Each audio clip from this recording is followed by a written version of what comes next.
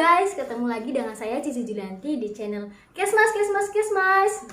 Kali ini saya akan menayangkan mengenai podcast yang berjudul yaitu pergaulan bebas di kalangan remaja. Nah, kali ini kita akan kedatangan bintang tamu yaitu dari anak Kesmas sendiri, yaitu Mbak Sarini. Halo. Nah, sebelum kita mengulik mengenai pergaulan bebas pada kalangan remaja, ya kita itu perkenalan dulu lah dengan narasumber kita. Silakan Mbak, perkenalan. Oh, harus perkenalan dulu ya? Iya dong, biar kan tahu, tak kenal maka tak sayang. Oh gitu deh. Oke, halo guys, perkenalkan nama aku Sarini dari Stikes Indramayu dan di Prodi Kesehatan Masyarakat semester 7. Ya, udah pada tahu semuanya dari Stikes Indramayu Kesmas. Udah mau lulus guys. Sama-sama udah mau lulus. Iya sih, betul. Nah Mbak, gini ya, kita kan ingin membahas mengenai pergaulan bebas di kalangan remaja ya. Nah, menurut Mbak sendiri tuh pergaulan bebas itu bagaimana sih? Iya, mungkin menceritakan latar belakang kami dulu ya guys. Jadi memang kami di angkatan 2019 masuk ke Stikes Indramayu, cuman memang ada perbedaan umur. Jadi kalau aku di tahun 90-an, kalau Cici lahir di 2002.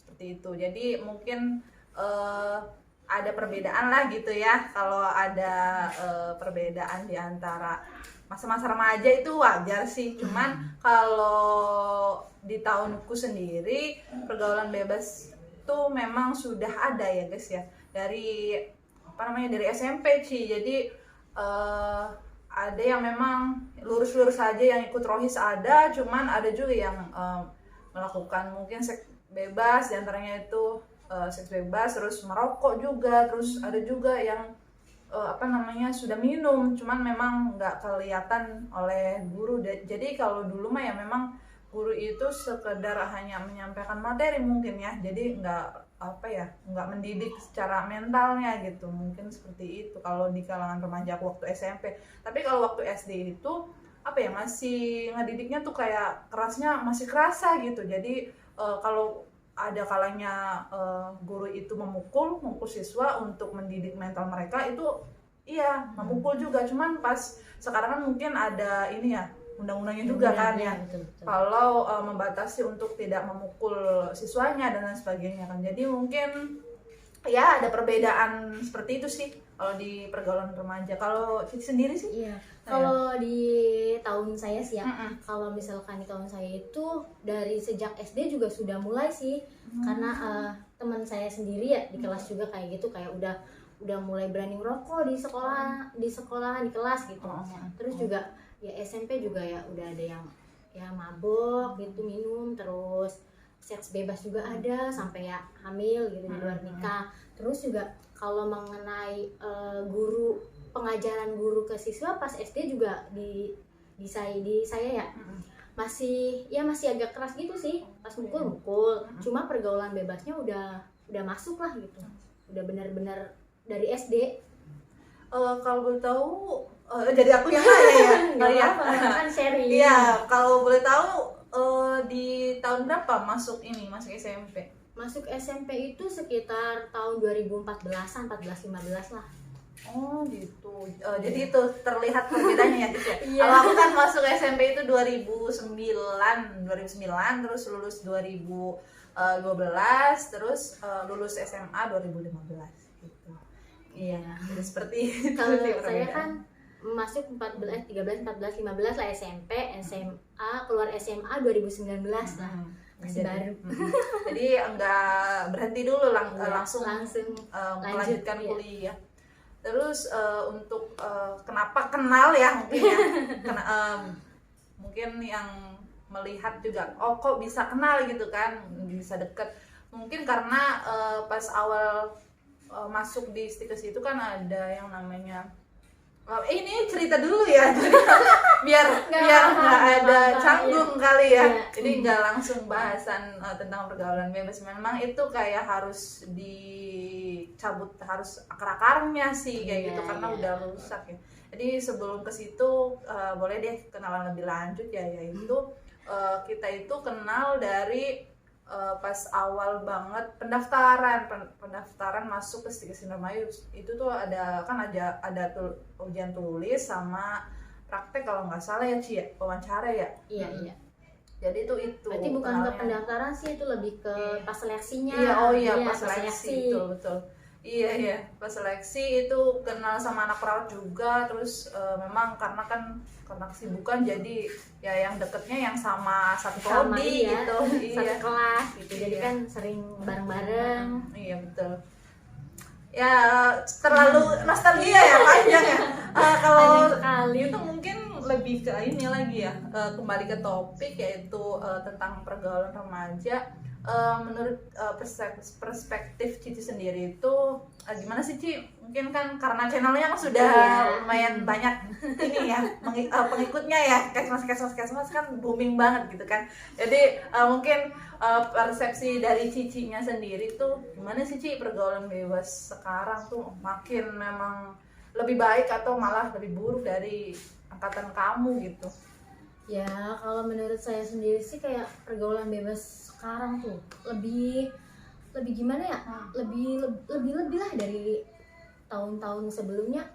Soalnya kan melihat dari ya faktor dari orang tua gitu, kayak keluarganya, terus juga pendidikannya. Walaupun sekarang di era-era udah generasi milenial ya, cuma ya sudah banyak faktor yang memang kayak mendukung untuk melakukan pergaulan bebas gitu. Betul. Jadi tuh kayak udah nggak asing lagi mengenai pergaulan bebas tuh.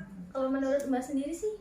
Oh iya, benar sih, ada underline-nya yaitu milenial. Jadi sebenarnya milenial itu ada ya pasti ya, setiap teknologi, setiap apapun itu pasti ada kekurangan dan kelebihannya. Kalau kelebihannya kan kita semuanya akses mudah ya, dan kayak ya semua urusan rumah tangga, urusan apapun dibantu gitu dengan adanya teknologi. Cuman karena memang perkembangan teknologi ini tidak diimbangi juga dengan perkembangan dari SDM-nya, jadi si manusianya ini tidak memanfaatkan teknologi secanggih ini dengan semaksimal mungkin seperti itu. Jadi banyak yang sekarang kan kita bisa lihat sendiri ya, anak-anak zaman sekarang milenial tuh nggak ada tuh yang namanya main kayak waktu kita kecil gitu kan.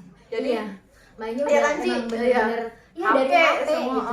Semuanya HP, semuanya ya udah hedon gitu, udah kayak terbiasa kalau anak tantrum dan sebagainya dikasih HP diem gitu kan. Betul, jadi cara untuk parentingnya juga udah didasari dengan hal-hal yang sebenarnya terkesan udah lemah sebenarnya, karena mental juga nggak dididik dari awal ya. Itu pun sudah bisa tergambarkan ya bagaimana si anak ini bisa nanti tumbuhnya itu seperti apa gitu, jadi apa ya, mungkin seperti itu ya Ci. Jadi kalau pergaulan bebas sendiri itu sekarang ya, ini bener kata Cici tadi, penjelasan Cici bahwa semakin hari semakin nggak ada apa namanya batasan gitu untuk kayak menggali lagi kerusakan. Jadi kayak bukan hanya pada diri sendiri, karena kan faktor pertama memang benar terkait keluarga dan lingkungan orang sekitar itu sangat menentukan sekali untuk si anak ini mau gimana sih ke depannya gitu, masa depannya udah tergambarkan kalau dari awalnya memang tidak ada fondasi yang kuat, jadi seperti itu. Terus juga kan apa namanya tuh karena memang sudah nggak ada apa ya namanya pengajaran agama deh gitu kan, nggak udah semakin jauh lah anak-anak sekarang tuh mengenai agama gitu. Yang ngaji tuh dulu mah ya yang banyak ngaji terus jadi anak-anak irmas atau rohis tuh banyak banget. Jadi anak tuh kalau maghrib bermain gitu kan, udah tuh langsung mandi terus ngaji. Nah kalau sekarang tuh udah beda lagi tuh ininya, udah di kamar, betul, main HP sampai ketiduran. Betul. Kalau zaman saya sih abis sekolah main ngaji, madrasah dulu ya, iya, madrasah habis madrasah mandi ngaji, nah habis ngaji baru tidur gitu kan. Kalau sekarang mah bener-bener di kamar HP sampai ketiduran. Jadi ya gimana ya? Jadi udah kayak membiasakan ya, sebenarnya membiasakan kebiasaan yang buruk gitu. Udah jadi lumrah. Kayak sekarang juga kan Ci, kamu tahu nggak sih Ci, ada berita ya yang sangat booming waktu itu, yang dimana Indonesia kan kalau menikah itu batasan umurnya kan paling 17 19 ya, 19 lah. Sekarang udah ada ketetapan 19 tahun. Cuman ada rumor, ada kabar itu bahwa bisa dilegalkan di bawah umur 19 gitu. Jadi dibolehkan lah seperti itu. Karena apa sih teman-teman, sebenarnya memang bukan untuk prestasi ya kalau seperti itu ya, lebih ke seperti apa ya, kayak ya udah merajalela berarti seks bebasnya, udah karena membolehkan juga kan, untuk melakukan perjinan juga, karena memang mereka tuh yang pengen dispensasi umur nikah itu karena memang ada pergaulan bebas, udah hamil duluan lah seperti itu. Jadi kayak sekarang langgaran hukumnya itu sudah larangan hukumnya itu sudah dilanggar kayak gitu. Jadi ya gitulah di masyarakat kita ya. Jadi tadinya timur sekarang udah mau ke barat-baratan. Emang udah. Nah, tadi kan mengenai itunya ya Mbak ya. Terus kalau boleh tahu mengenai pencegahan, gimana ya cara kita buat ngejauhin mengenai pergaulan bebas ini nih pada remaja tuh? Tips and triknya gitu ya teman-teman. Tips and trik, wah bukan ini ya, bukan semacam dosen aku ya. Apa-apa lah kan sharing-sharing gitu ya kepada teman-teman semua yang ada di rumah. Ya kalau untuk tips ya, bukan tips ya, tapi sharing inilah ya gitu ya. Mungkin ada yang lebih paham lagi terkait itu kan. Kalau untuk aku sendiri, pengalaman aku tuh memang harus dikuatkan dulu ininya, pendekatan sama Tuhannya juga harus didekatin dari sedini mungkin, dikasih pemahaman tentang akidah. Terus yang keduanya itu harus deket tuh sama orang tua. Kadang ya yang jadi penyebab anak ini memberontak dan pergaulan bebas itu karena broken home ataupun nggak deket tuh sama orang tuanya kayak gitu, nggak ada parenting lah dari kecil gitu kan, anak dibiarkan kayak gitu. Terus yang ketiga itu lingkungannya. Jadi benar tuh kalau ada istilah, kalau kamu pengen wangi temenannya sama penjual minyak wangi, kalau pengen kotor ya sama teman dekatnya sama orang-orang bengkel kayak gitu kan, kecepatan oli. Jadi kayak gitu sih. Yang ketiga ini penting sih kalau menurut aku. Jadi perbaikin aja dulu nih ketiga ikatan utama ini gitu. Baru nanti bisa diseleksi tuh terkait kecanduan yang internet dan sebagainya tuh bisa ataupun gaya hidup juga itu bisa diselamatkan lah kalau yang tiga tadi bisa diterapkan. Berarti kan yang pertama tadi kan mendekatkan diri dulu kan ya kepada Tuhan. Berarti kan itu benar-benar PR untuk orang tua ya, generasi nanti juga kita akan menjadi orang tua gitu ya. Betul. Untuk mengajarkan anak-anak kita itu agar ya ke Tuhan dulu lah. Betul. Ya, seperti itu. Yaudah guys, sudah mungkin itu aja ya mengenai podcast kita kali ini mengenai tentang pergaulan bebas di kalangan remaja. Iya, betul.